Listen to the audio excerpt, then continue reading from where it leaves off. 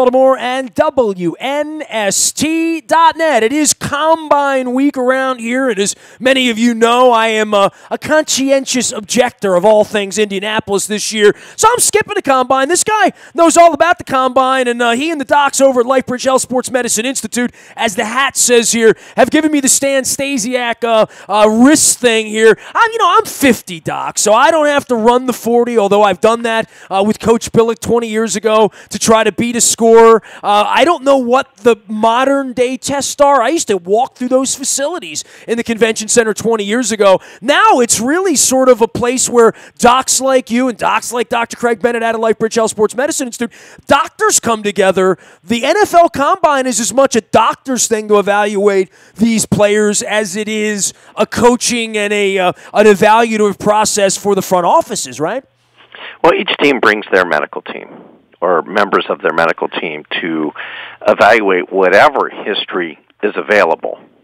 And I'm going to clarify that. Not everything is disclosed about the players' past medical history to these teams, which is why if there's a hint of anything, they want MRIs if they can get them on site, X-rays. So they're investing. They're investing in these athletes' ability to perform, and any clue they get that would suggest a hindrance of the athlete's ability to perform is valuable. It's like you want to know the Carfax when you buy a used car. Let's face it, all these guys are used cars. They're not brand new. They're not coming into football playing for the first time. And it's a violent game, and it's a physically demanding game, so you want the Carfax. So you have to look at the Combine as sort of the Carfax. But the sexy thing about the Combine is it's really a test track. So instead of going around the block to test drive the car, imagine being able to take the car out on a racetrack or a test track and put it through the maneuvers to really see how the car handles before you buy it. And that's really what the Combine is. It's a test track for the athletes. Dr. Kevin Crutchfield joins us every other week, and Dr. Craig Bennett joins us when he does. We talk about the orthopedic side of things, but this is concussion and neurological. This is a part of the Combine that I've never heard much about, and we know about their knees, and if they had an ACL, if they had anything like that, we know about that. From the neurologic side, I guess over the last 20 years, where colleges now have doctors like you, that when a guy doesn't get dinged anymore, that they would ask about this. From a neurology standpoint, with 20 and 21 and 22-year-old men coming to Indianapolis this week, what are the teams looking for? What would a doc like you be looking for if you're working for a team or if you're working on behalf of the young man? Well, I don't really think they're working on behalf of the young man. They're really, the medical teams are there representing the teams and doing physicals and, making sure that the athletes are fit enough to come into the league. The last thing they need is a kid dropping dead because he had a missed cardiac condition type of thing. Sure. That's never a good look for any pro team or any pro sports organization. So again, they're just testing out the athletes and seeing if they're physically fit. Everyone has taken the computerized function test. It's a test of some aspects of cognitive function. There are different brands out there, the most popular one being the one from the University of Pittsburgh called Impact. Is that considered baseline? Is that what a baseline test would be? Well, partially. Okay. The baseline tests are done in various different means, and most of which render them really unacceptable data. So they really need to be tested individually with no distractions. What's happening, unfortunately, is everyone's calling it a concussion test. It was not approved by the FDA to be a concussion test. It is a test of brain function. And that test of brain function has not been fully validated against conventional cognitive testing, paper and pencil. They've done their own internal validation statistics and show that they can test a change in someone who's had an injury, but that doesn't necessarily mean it's a brain injury. They've not accounted for, and cognitive testing has never been used to diagnose brain injury. Cognitive testing is used to detect some dysfunction of the brain. It is never meant to be a diagnostic test. It is a screening test that something has happened. Now, whether you get a baseline or not, a baseline just tells you whether you're deviating from your baseline, But if you're not taking that test in the proper environment, it's so variable what the baseline is that even the International Consensus Committee on Concussion is steering away from recommending baseline testing. It's not. But that'd be like taking your blood pressure after you just ran. It wouldn't be like a real, a real test of where you are resting. Well, I mean, the best analogy I use is like you have to replace your windows, and you want to measure multiple times to make sure you get it right. But unfortunately, the point where you put the tape measure down is a moving target. So how can you measure a change if your starting point is too variable to accurately measure your window? And that's really, what goes on. And the other misconception about the computer test while we're on it is that everyone's using it more like an ATM. Someone gets a concussion, it's a concussion test, let's get it within the first 48 hours and see where we are.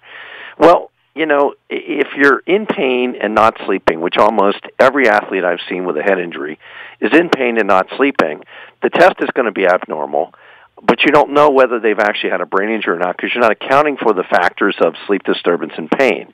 And when I ask that question at national meetings, nobody's accounting for these significant confounding factors when they're doing quote-unquote concussion testing. It's like they're sweeping that dirt under the rug to convince everyone they need to do this testing because they're billing for it.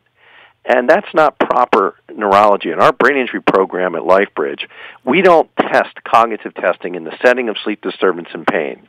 And when we do, we always comment that those are significantly confounding factors on the results of the test, so that the test must be taken into account that it may not be very accurate, but it clearly shows deficits. So it's not as accurate as people want it to be. There's no test out there for concussion.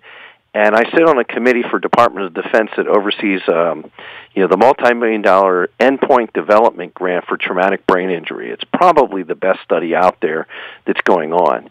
And it's looking like blood markers are going to be markers of acute injury. And those markers resolve quickly, but you're going to be able to detect in blood with a point-of-care testing, which is basically a prick on the finger like a diabetic test. And those tests are going to be available within the next 5 years in emergency departments. You're going to be able to actually tell if there's been injury to the central nervous system.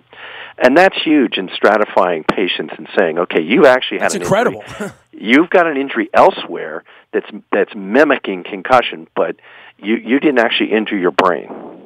Dr. Kevin Crutchfield is here. He is from LifeBridge Health Sports Medicine Institute. They're at Foundry Row in Owings Mills. They're the docs I use that help me out with my left arm where I can now do pots and pans again. And I'm back to 1,000,000% flexibility and strength with my yoga, so I appreciate Dr. Craig Bennett. He's next week's guest and last week's guest. Dr. Kevin Crutchfield does all things concussion and neurology there. So from a combine standpoint here, they're checking everything about the intelligence of these young men, right? I mean, from whatever test they give them, what's the test called, where they come up with a score? It's not the SAT.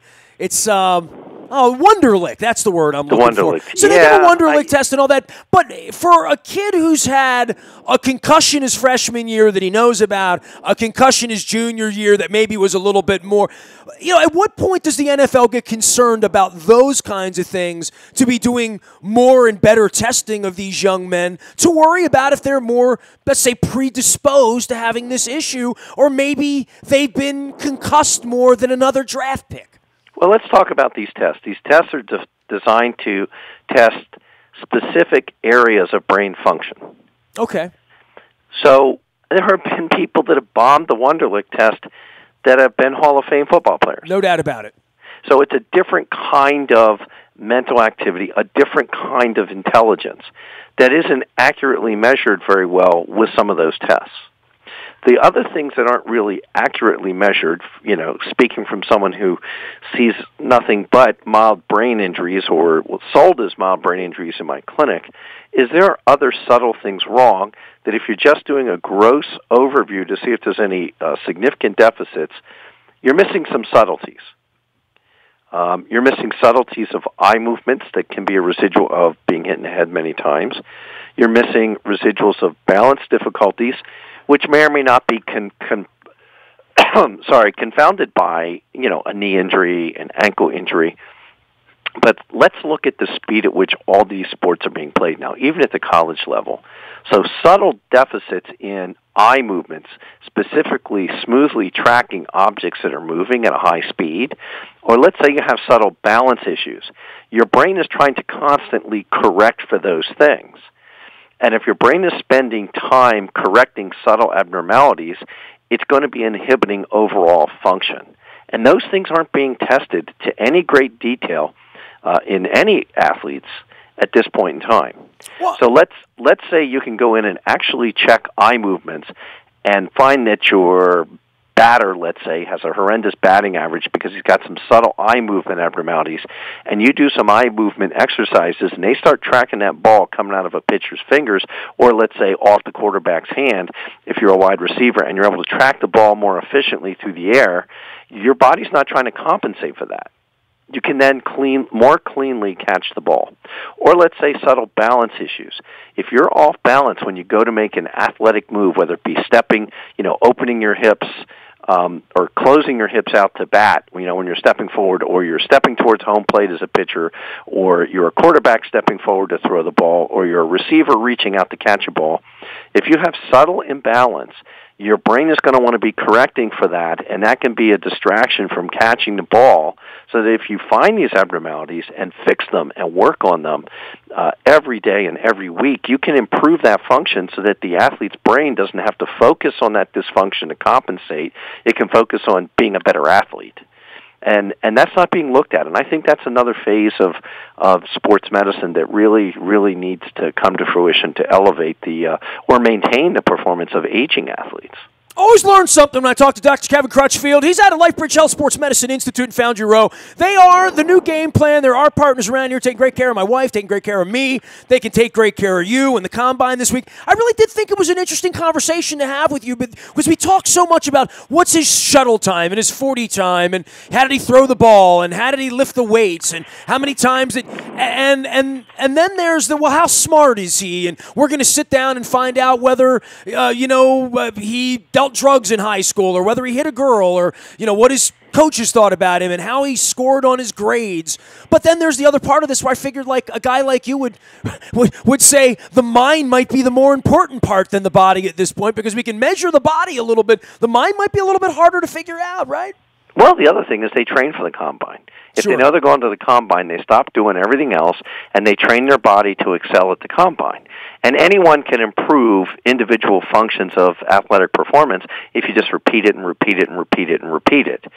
But what about the athlete overall? There are guys that excel at the Combine and never make a team. There's a lot more that goes into playing a sport than just raw athletic performance. Hey, man, always a pleasure to check in with you. For the concussion side of things, tell everybody what you do on a day-by-day basis out there at LifeBridge Health Sports Medicine Institute, Foundry Row. Because I know, folks think about concussions and they think about falling on ice, and you and I have talked about skiing and ice skating and all these winter things, but the primary thing would be a traffic accident, right? Like, that's what brings a lot of folks into you, right? Well, yes, car accidents and work injuries. Sure. There are a lot of dangerous jobs out there. Construction's a very dangerous job. Policemen, firemen, we see them all. We get them in here. LifeBridge will take their workers' compensation, and they have very few places to go. There's lots of places to go to be evaluated at the cost of the insurance company to pay a physician to evaluate you and see what your function is, but there's very few places to go and see a physician to actually be cared for and taken care of. Those options are fewer and far between. We're one of the sites that actually will do that. And what I do every day is I take a detailed history about the type of injury, the type of impact the body may have taken, the car accident. Patients all want to show me the photograph of their car. And I'm like, well, that's great what happened to the car, but I'm not a mechanic. I want to know what happened to you. But I think I would say to you, if you see how bad the car is, you can see how bad I'm hurting, right? Well, but that's different. If you're in a Volkswagen Beetle versus a high-end Mercedes, what happens to you is dramatically different, though both cars look totaled on the outside.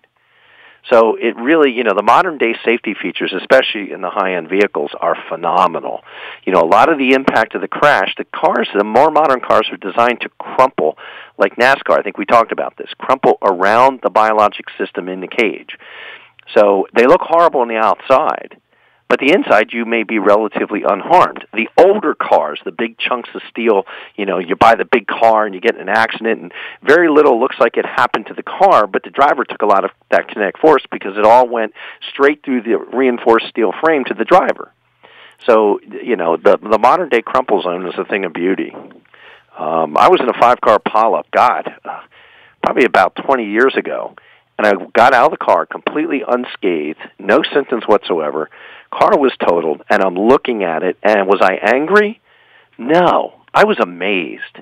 I was amazed at how the engineers designed that car to crumple around me so that I didn't feel any of that impact. And now we have airbags 20 years later, right? Well, yeah. Might have had them then, but... No, I didn't have an airbag back then. Wow. I don't think the vehicle had an airbag. It didn't deploy. I've never had an airbag go off on me. I hope to never have that happen. I'm 50. I unfortunately slipped on some black ice and T-boned a driver and had airbag deployment. And, the most frightening thing when the airbag goes off is there's all that airbag dust, and it looks like smoke. So you just had an accident, and you think there's smoke in the vehicle, and your first thought is, oh, my God, my car's on fire. I have to get out of here. And people think their car's on fire with the airbag. I didn't know smoke went off because I've never had an airbag deploy on me, and I hope to never have an airbag deploy on me. As I tell all my patients, you're moving forward from the front-end collision, and then the airbag comes out and punches you in the face with probably more force than Mike Tyson could muster up punching you in the face.